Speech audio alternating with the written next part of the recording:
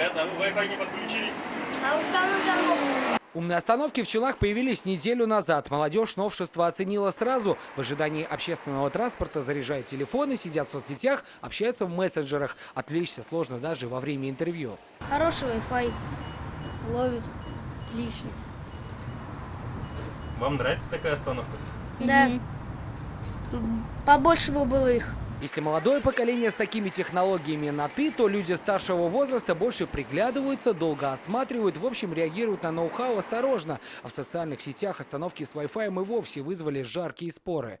Зачем нам Wi-Fi на остановках? Нам бы от дождя и ветра скрыться. Кто придумывает такие остановки, они не пользуются общественным транспортом.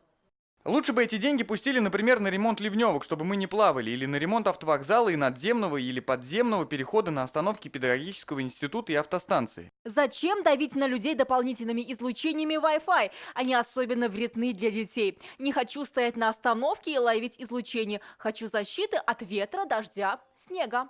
Одним из первых на умной остановке побывал мэр Челнов. Наилю Магдееву на месте показали ее возможности. Каждый такой павильон оснащен камерами видеонаблюдения. Они уже подключены к системе «Безопасный город». Сегодня мы спросили, как новшество оценивают горожане. Мнения с комментариями в интернете не совпали.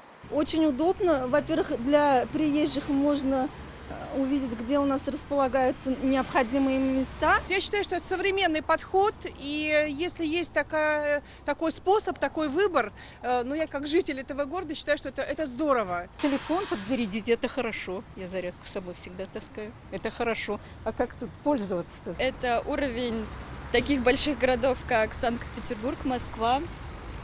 Там почти все остановки такие.